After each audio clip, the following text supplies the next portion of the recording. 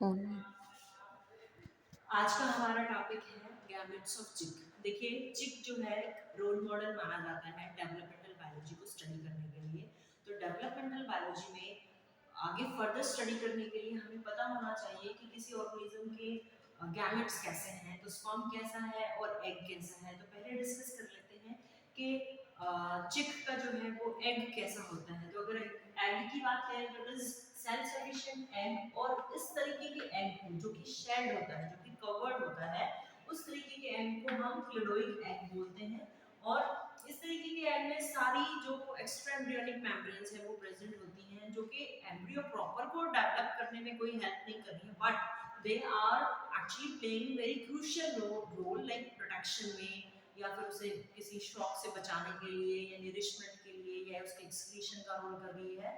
तो इस तरीके की सारी लेयर्स इसमें प्रेजेंट होती है। और अगर हम बात करें इसके योग की, तो योग के बेस पे ये कैसा अंडा है, कैसा एग है, it is called macrolecithal egg. Macro मतलब है कि ज्यादा, लेसिकल का मतलब है कि योग की मात्रा, तो ज्यादा योग की मात्रा होती है, इसलिए इसको हम बोलते हैं मैक्रोलेसिकल एग। उसके बाद ये आता है टीलोलेसिकल। अगर हम इसके अरेंजमेंट की बात करें तो एक एंड पे सारा योग जो है वो इकट्ठा होता है, इसलिए इसको हम बोलते हैं टीलोलेसिकल एग। तो अगर हम इसके स्पर्म की बात करें तो स्पर्म को हम देखेंगे कि ये इलोंगेटेड स्ट्रक्चर है। इसमें वो तीन इंपॉर्टेंट पार्ट हैं जो अमूमन स्पर्म में होते हैं, लाइक हेड है, मिडल पीस है और टेल है। नेक यहाँ नहीं है, लेकिन हेड जो है वो कैसा इलोंगेटेड है और पॉइंटेड एक्रोसोम है। ये इसका एक पिक्यूलियर फीचर है। अगर स्पर्म की बात करें तो इससे पहले हमने जो दो स्पर्म देखे, जैसे हमने फ्रॉग का देखा या ह्यूमन का देखा, तो फ्रॉग में क्या है, बीड शेप एक्रोसोम है, और अगर हम ह्यूमंस की बात करें तो इट इज क्रीसेंट शेप। तो ये इसका एक मॉर्फोलॉजिकल फीचर है कि एक्रोसोम जो है वो पॉइंटेड है। इसके अलावा इलोंगेटेड मिडल पीस है, और अगर लेंथ को कंपेयर करें तो मिडल पीस और टेल की लेंथ ऑलमोस्ट इक्वल है। तो अगर मिडल पीस की हम बात करें तो हमें पता है कि मिडल पीस जो है वो एनर्जी सोर्स का काम करती है, क्योंकि ओविडक्ट जो है काफी इलोंगेटेड है चिक के केस में। तो जो स्पर्म है it requires more energy so that we can justify कि जो मिडल पीस है वो काफी इलोंगेटेड है। So it is all about sperm. अब देख लेते हैं आप एग के बारे में। तो ये क्या है, मैच्योर एग है। तो जब भी हम एग को देखते हैं तो हमें एक्चुअली इस तरीके का एग दिखाई देता है। होता क्या है कि फर्टिलाइजेशन से पहले एग जो है ओविडक्ट में जब आता है तो वो इस तरीके के एक येलो येलो सा स्ट्रक्चर होता है, बिकॉज ओवरी से जो निकलता है वो सिर्फ प्लाज्मा मेम्ब्रेन ही उसके ऊपर होती है, जो कि प्राइमरी मेम्ब्रेन मानी जाती है। उसके बाद फर्टिलाइजेशन होता है और पूरी ओविडक्ट को वो ट्रैवल करता है। ड्यूरिंग द ट्रैवलिंग ये जो थर्ड या टर्शियरी मेम्ब्रेन जो है ये हम देख पा रहे हैं, ये सारी जो है उसके ओविडक्ट में सिक्रीट होती है, और उसके ऊपर जो है वो अटैच हो जाती है। तो कहने का मतलब ये है कि फीमेल की बॉडी से जब एग निकलता है तो वो शेल्ड एग होता है, लेकिन जब ओवरी से निकलता है तो वो एक इस तरीके का येलो येलो सा मास होता है। होता क्या है कि बहुत सारे अंडे होते हैं, लेकिन जो पहले मैच्योर हो जाता है वो पहले निकलता है और फर्टिलाइजेशन चलता रहता है। तो जब फर्टिलाइज होता है उससे पहले इसका स्ट्रक्चर कैसा है तो हम देख लेते हैं कि जो अंदर का जो पार्ट देख पा रहे हैं, जिसको हम एक्चुअली एग बोलेंगे, जो एग है उसका इंपॉर्टेंट जो पार्ट है जहां पे न्यूक्लियस लाई करता है, that is called active cytoplasm या ब्लास्टोडिस्ट। इसी के अंदर न्यूक्लियस है, बाकी सारा योग प्रेजेंट है। तो अगर हम बात करें तो ये हमारा ब्लास्टोडिस्ट या एक्टिव साइटोप्लाज्म है। उसके बाद हमारे पास योग की जो लेयरिंग हो जाती है, बिकॉज वो ट्रैवल करेगा नीचे नीचे ऐसे जिगजैग जिगजैग आएगा। तो आप देख सकते हैं कि जो योग है वो हमारे दो फॉर्म में, एक व्हाइट योग है, एक येलो योग है। जो इसको थिक योग है, फिर उसके बाद थिन योग है, फिर थिक है।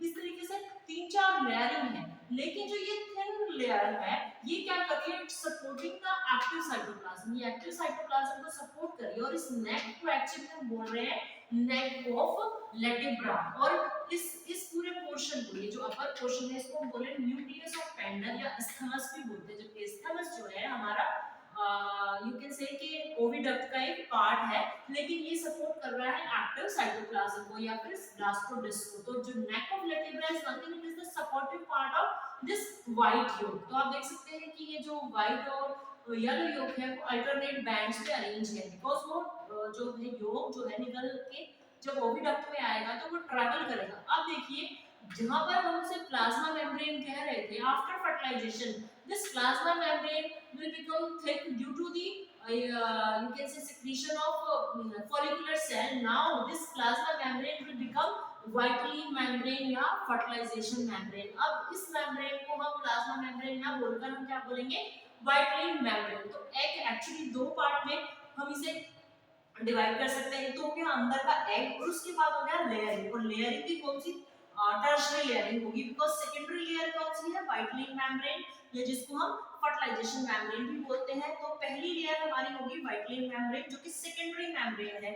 उसके बाद हमारी जितनी भी लेयरिंग होगी they are called tertiary membrane. तो वाइटलिन मेम्ब्रेन के बाद हमारे पास दूसरी जो लेयर है जिसको हम बोलेंगे एल्ब्यूमिन. एल्ब्यूमिन एक्चुअली है क्या, एल्ब्यूमिन 85% तो वाटर है, उसके अलावा जो मेन प्रोटीन है जिसको हम बोलेंगे एल्ब्यूमिन प्रोटीन. अब एल्ब्यूमिन भी दो ग्रेड में है. ग्रेड का मतलब है कि ये जो वाटरी कंटेंट है वो हमारा थिन एल्ब्यूमिन है, और जो ये कोर्ड नुमा शेप आप देख रहे हैं ये क्या है, थिक एल्ब्यूमिन है. क्या होता है during the rotation of the egg, egg उस ट्यूब से जिसको हम ओविडक्ट बोल रहे हैं उसमें से जब रोटेट होकर आएगा तो जब से जैसे रोल होकर आएगा तो इस रोलिंग की वजह से जो चालजा है, जो थिक है, विस्कस है, वो क्या है, वो रोल अप हो जाएगा. तो इस कोड को एक्चुअली जिस ट्विस्टेड कोड को हम बोलेंगे चलाजा या चलाजीफेरस लेयर. वो दोनों तरफ अरेंज हो जाएगी and it is secreted bye magnum. अब मैग्नम भी जो है ओविडक्ट का पार्ट है और एल्ब्यूमिन जो है वो इस्थामस से सेक्रेट होगा. तो इसीलिए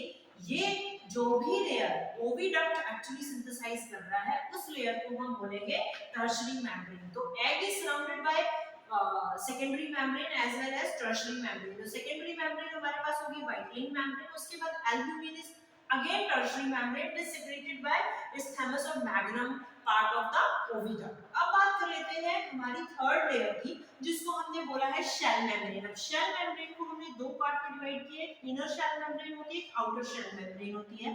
अब इनर शेल मेम्ब्रेन और आउटर शेल मेम्ब्रेन की अगर हम बात करें तो अगेन जो इनर शेल मेम्ब्रेन एक बारीक सी लेयर होती है जिसको स्थामस सेक्रीट करता है और मेनली ये केराटिन फाइबर की बनी होती है. लेकिन आप देखेंगे कि इनर शेल मेम्ब्रेन और आउटर शेल मेम्ब्रेन में जो आउटर मार्जिन, जो ब्रॉड मार्जिन है एग का, वहां पे कुछ एयर स्पेस होता है. ये एयर स्पेस क्या करता है कि जो डेवलपिंग एम्ब्रियो है, जो भ्रूण है, उसको इजी एयर जो है प्रोवाइड कर रहा है. उसके बाद आप देखेंगे थिक लेयर होती है जिसको आउटर शेल मेम्ब्रेन बोलते हैं, जो कि कैलकेरियस मतलब कैल्शियम लेयर की बनी होती है. उसमें कुछ फाइन पोर्स होते हैं. जो भी डेवलपिंग एम्ब्रियो है ब्रीदिंग थोड़ी आसान हो जाती है, इसको हम कैलकेरियस शेल भी बोलते हैं या outer membrane of calcareous shell with fine pore. और किसने सिंथेसाइज की है, यूट्रस ने सिंथेसाइज की है. जो सबसे लास्ट जो लेयर होगी, जो लास्ट लेयर सिंथेसाइज होगी वो होगी आउटर शेल मेम्ब्रेन. अब इस तरीके के स्ट्रक्चर को हम देखते हैं जो कि एक फर्टिलाइज्ड एग है. कई बार क्या होता है कि अंडा फर्टिलाइज नहीं भी होता है लेकिन वो ooze आउट हो गया तो भी उसके अंदर लेयरिंग होगी.